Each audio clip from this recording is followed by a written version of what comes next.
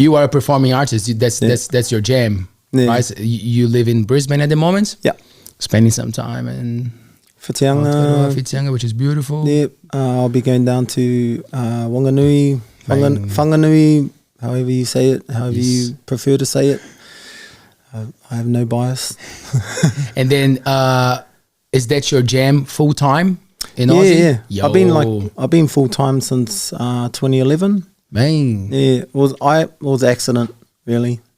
I kind of I was happy like just doing a day job, like working in factories and stuff like that, and only playing at church. And then I did a couple of gigs with my brother, and I come home because they were away gigs, and I come home and like my wife saw the smile on my face, and I was like, oh, like I tried to hide, my happiness because I didn't care, like I didn't care whether I played or not.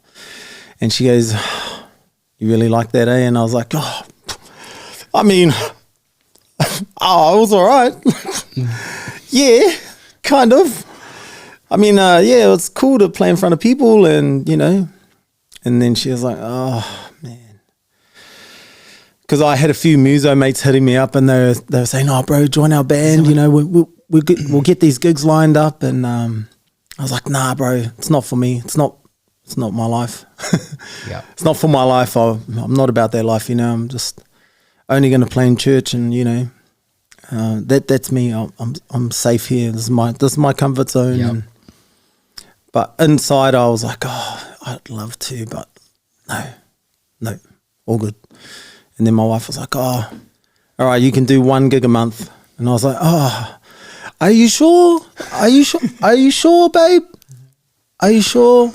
And then,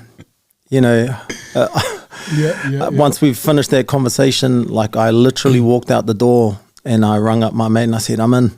And he's like, all right, next Saturday. And I was like, oh, whoa.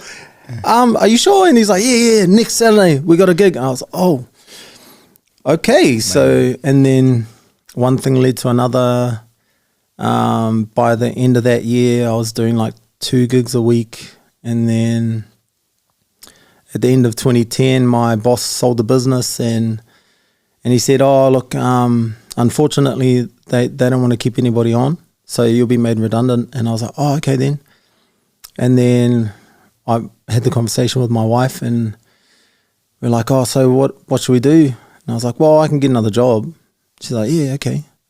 And then I said, and then she goes, oh, but is that what you want to do? And I was like, ooh, good question. Good question, babe. And I appreciate her for asking me because otherwise I wouldn't have said anything and I would have just carried on just doing what I was doing and just getting another factory job and, doing the 9 to 5 and then she said, oh, maybe you should give it a go. And I was like, oh, okay.